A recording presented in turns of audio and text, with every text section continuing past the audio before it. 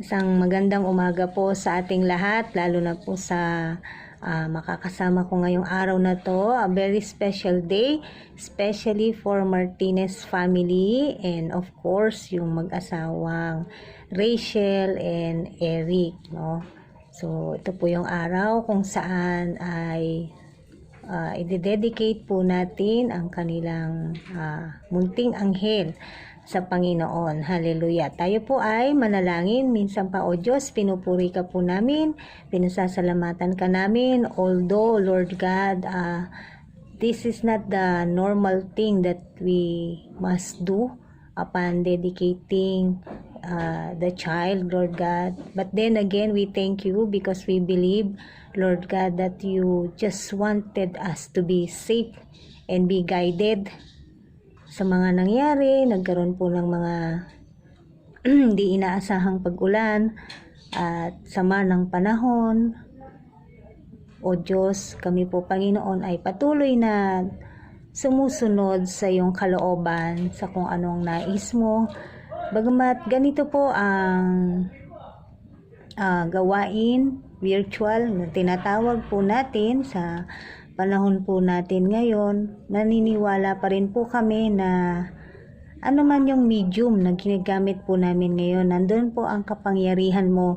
Kinikilala po namin ang kapangyarihan mo, O Diyos, sa bawat gawain na amin pong ginagawa sa iyong makapangyarihang pangalan, O Diyos. Hindi po nalilimitahan ang iyong kapangyarihan nang dahil lamang sa kami po ay nakabidyo. Bagkus, Panginoon, mas lalo mo pang pinapakita at mas lalo mo pang pinapakilala, God, kung sino kang talaga at kung ano po yung mga kaya mong gawin, O God, at yung pagmamahal mo at pag-iingat mo sa aming lahat ay talaga pong naroon, yung gabay mo sa bawat isa. Salamat po, Panginoon, sa buong Martinez family, Ronquillo family, at sa lahat po ng mga gagampan bilang mga ninong at ninang ng anak po nila Eric, O Diyos. Salamat sa kanilang panahon, salamat sa kanilang oras, salamat po sa kanilang effort, salamat po sa kanilang mga buhay dahil sila po ay napili ng mag-asawang Martinez upang sila po, Panginoon, ay magkaroon ng mahalagang papel sa buhay ng kanilang mga anak, kung paanong iningatan mo po sila, O Diyos, sa pagpunta sa tahanan po nila Eric. Ganon din, Panginoon, ang kanila pong pag-uwi, O God. Maging ang kabuuan ng selebrasyon na ito, ng araw na to, ay iniaalay po namin sa iyo, Panginoon. Balutan mo po ng banal mong dugo at banal mong Espiritu Santo ang tahanan nila Eric, Panginoon. Lalo tigit ang mga tao, Panginoon, ang mga magkakasama, O Diyos, na nandoon pa rin ang kasiyahan, kagalakan, sa pagkakaroon ng pagsasama ng okasyon na tulad po nito, Panginoon. Sa iyo po, Panginoon, ang papuri sa lahat po ng aming gagawin, O God. Ikaw po ang aming tinataas. Sa pangalan mo, Panginoong Jesus, kami pong lahat ay magsasabi ng Amen. Hallelujah. So again, ito po ay special na araw. Bagamat ganito po, no, virtual po yung ating gagawin. No, nagkausap na po kami ni Eric, ng aking inaanak, no. At apo ko na po yan si Baby Ella, no. So ito po yung araw kung saan magkakaisa po tayo. Katulad nga po ng panalangin ko, hindi po nalilimitahan ang kapangyarihan ng Diyos nang dahil nakabidyo ay walang basbas, walang effect. Hindi po ganon, no. Ang Diyos po natin ay makapangyarihan sa lahat. At siya po mismo ang nagsabi, for God nothing is impossible. So, bagamat hindi po gumanda yung panahon, ay tuloy pa rin ang gawain na kahit ganito po yung ating gagawing pag-aalay kay Baby Ella. Amen. So, tayo po ay magsimula na upon dedicating Ella, in Jesus' name. So, tayo pong lahat, syempre, ay nagsama-sama ngayon, Martinez family, Ronquillo family, and some of the relatives, maybe, no? friends, close friends, and especially the sponsors, no? We are all gathered together today. Of course, first, no, yung layunin po ng pagtitipon natin na ito, bukod sa dedication ng bata ay una, tayo po ay nagpapasalamat sa ating Panginoong Hesus, dahil ang bata po ay regalo mula sa Panginoon. This is a very special gift from God. So we thank God for dedicating, for giving Ella sa buhay po ng mag-asawang Eric and Rachel. And then another purpose, no, why we dedicate children, no, sa atin po ay pangalawa, we dedicate the child to God because gusto po natin na mabless syempre yung bata ng ating Panginoong Hesus, no? At yung paglaki niya, maipagkaloob niya ang kanyang buhay sa ating Panginoong Hesus. Lalong-lalo na po na si Ariela Elise Ronquillo Martinez po ay mula sa pamilya syempre ng mga Kristiyano na Kristiyanong born again po ang ibig kong sabihin, no? So syempre, ang gusto ng mga magulang niya, siya po ay lumaki na siya man din ay katulad ng kanyang mga magulang, lalo na ng kanyang ama na naglilingkod sa Panginoong Hesus. And then, another purpose of the child dedication, sinasabi ko po ito para lamang po maunawaan natin why we dedicate.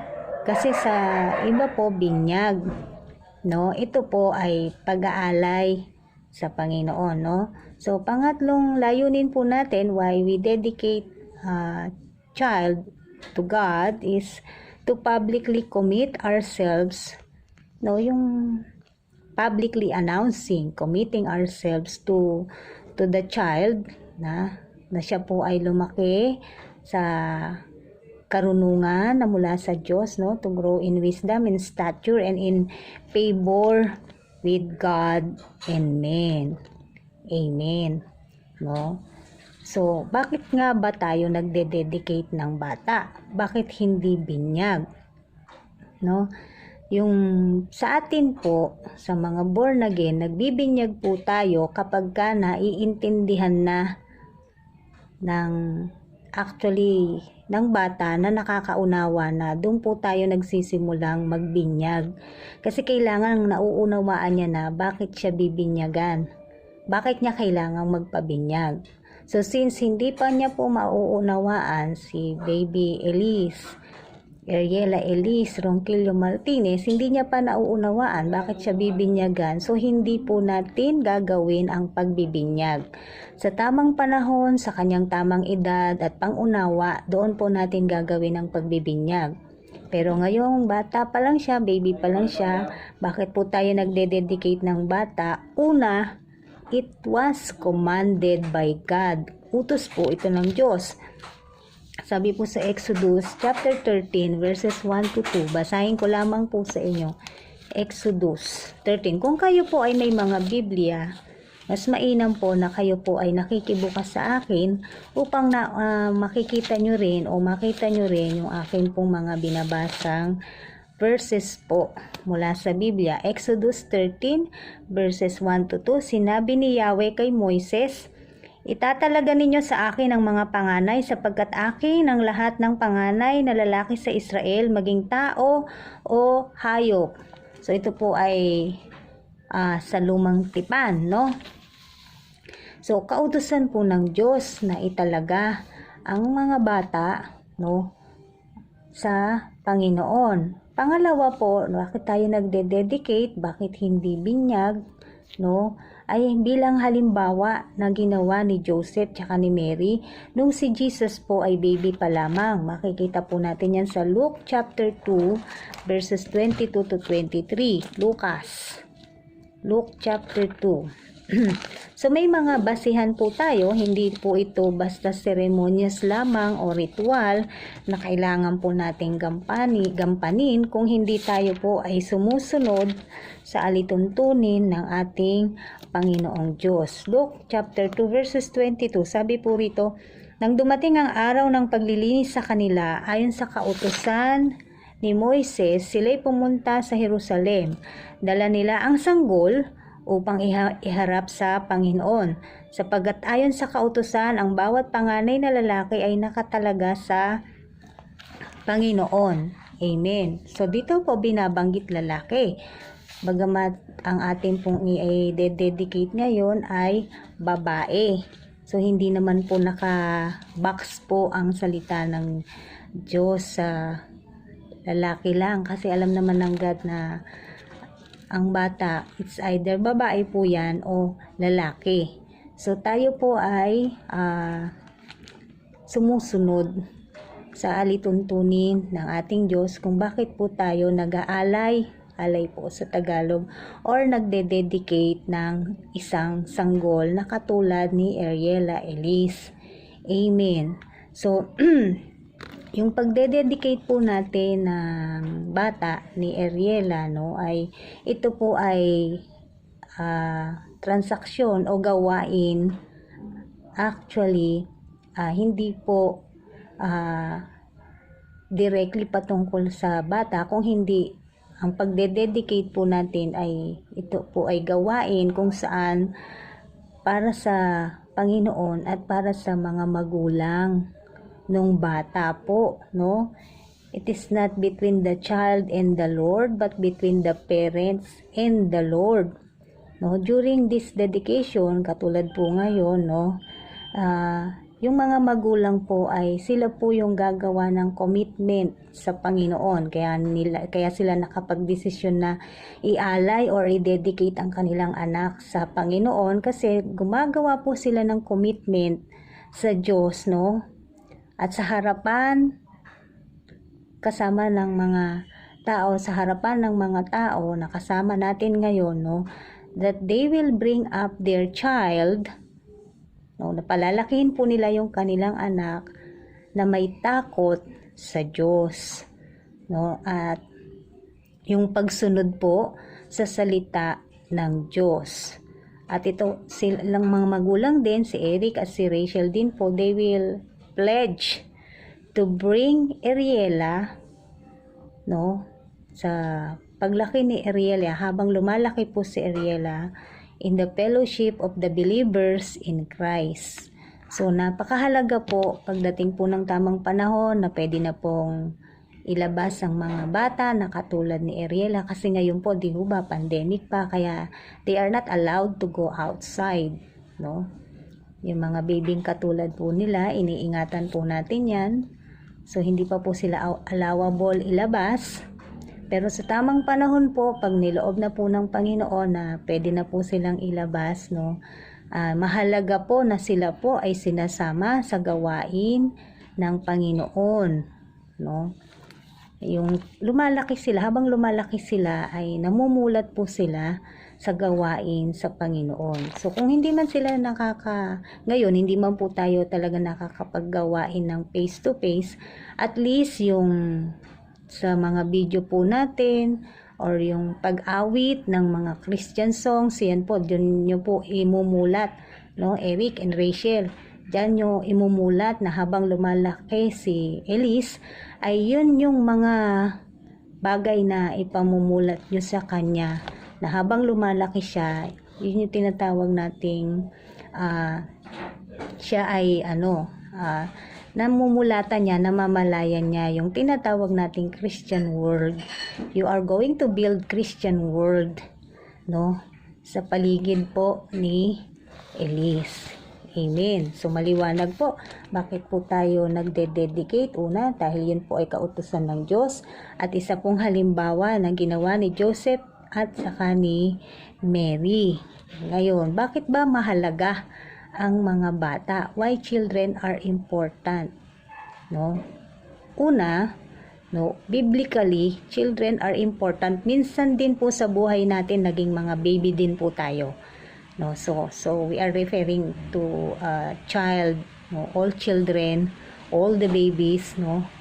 Children are important to God. Sabi po sa Psalms 139 verses 13 to 16. Basahin lamang po natin ng mabilis, no? Awit, Psalms 139 verses 13 to 16. 13. Ang anumang aking sangkap, ikaw o Diyos ang lumikha. Sa tiyan ng aking inay hinugis mo akong bata. Pinupuri kita o Diyos, marapat kang katakutan. Ang lahat ng gawain mo ay kahangahangang tunay. Sa loob ng aking puso, lahat ito'y nakikintal. Ang buto ko sa katawan ong iyon ay hugisin. Sa loob ng bahay bata, dooy iyong napapansin. Lumalaki ako roong sa iyo'y di nalilihim. Ako'y iyong nakita na, hindi pa man sumisilang.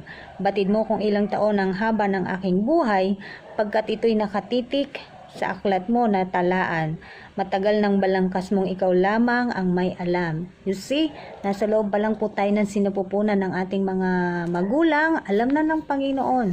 Alam ng Diyos, ano yung magiging itsura mo, ano magiging kulay mo, maputi ka ba, brown ka ba, kayo manggi, brown parang, kayo manggi ka ba, matangkad ka ba, hindi ba masyadong matangkad, balingkinitan ka ba, o tabain ka, tangos ba ang ilong mo, o hindi naman masyado, okay lang naman, Pinoy po tayo. Yan. So, alam na po lahat yan ng God. Kasi siya nga ang siya pong humubog sa atin. Amen. So, bakit mahalaga po ang mga bata? Una, dahil mahalaga sila sa Diyos. Pangalawa, because God loves children. God loves the little children. Sabi nga niya, let the little children come to me. No? Pangatlo, because God blessed them, wanted to bless them. No, mababasa nyo rin po yan dun sa Bible na binanggit ko, let the little children come to me. No, na pag sinabing God wanted to bless children, when we say bless, yung kasama po doon yung panalangin. No? Panalangin ng Diyos sa Ama na itong mga bata na to ay maingatan. Kasama na rin po kung may nararamdaman, sakit karamdaman, kasama na po doon yan, no? So, napakahalaga po na ma-bless ng God ang mga bata. He's praying for every child who came to Him.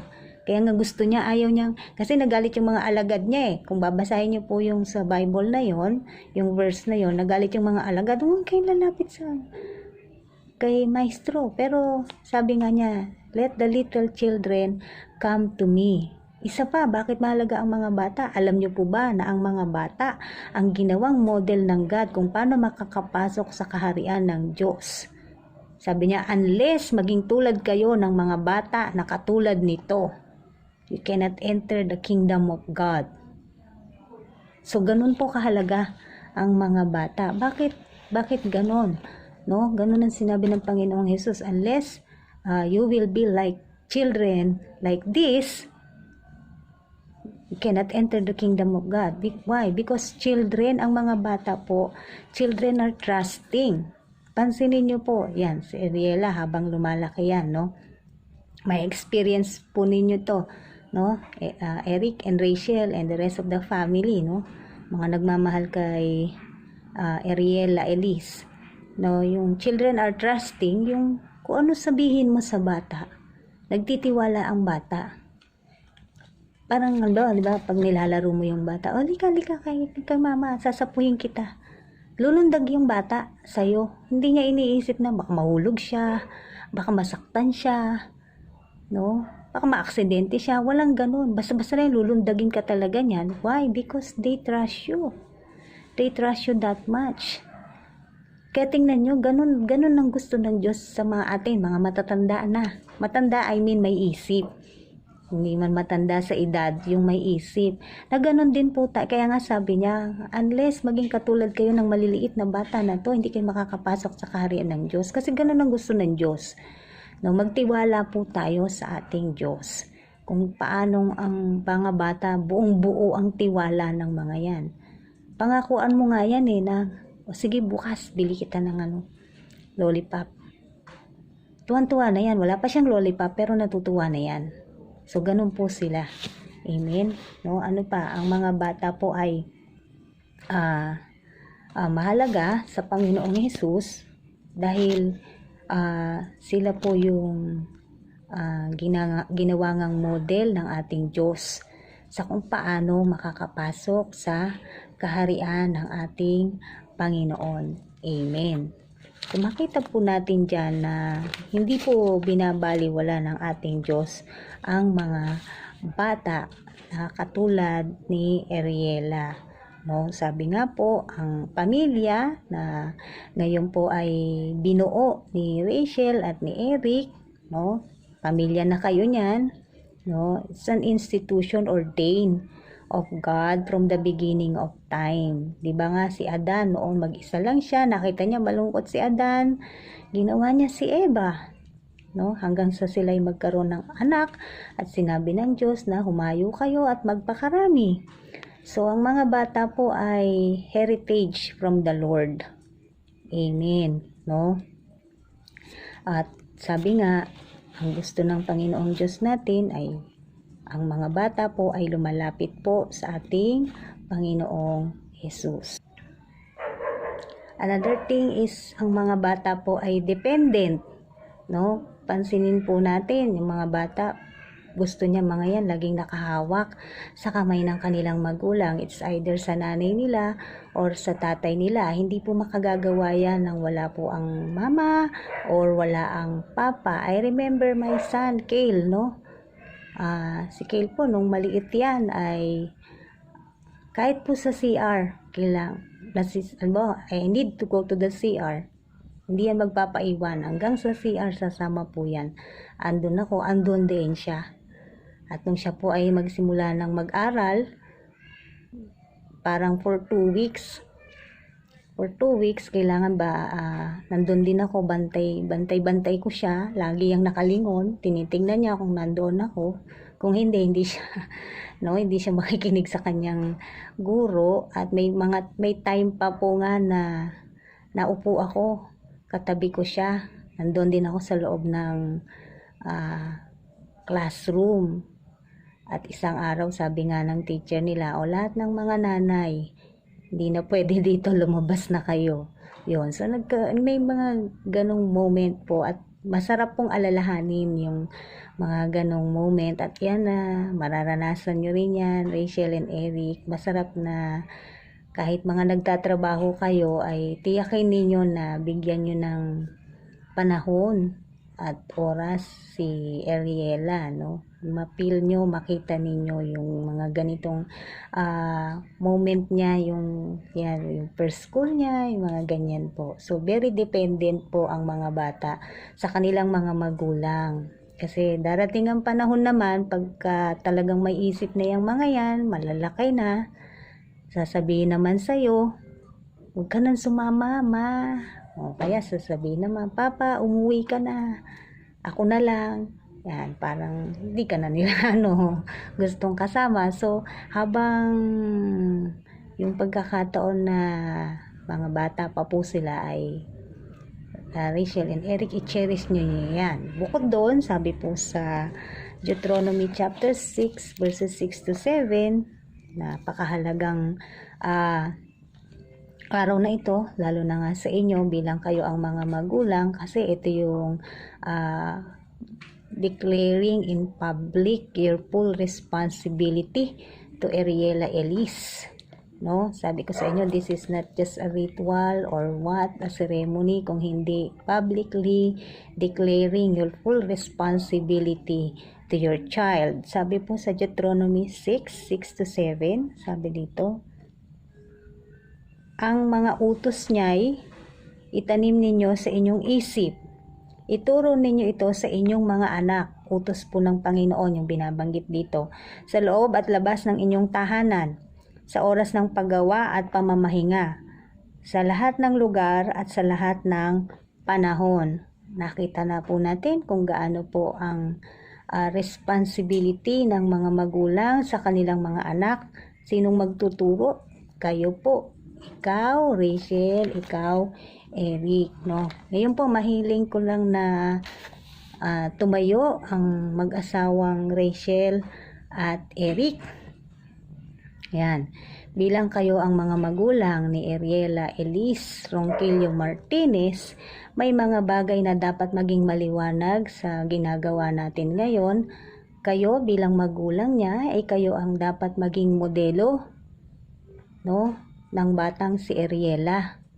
Pag sinabi po nating maging modelo, magandang modelo. At alam ko nauunawaan niyo po yan. Ang bata ngayon madaling maka-adapt, madaling makaintindi, madaling matuto.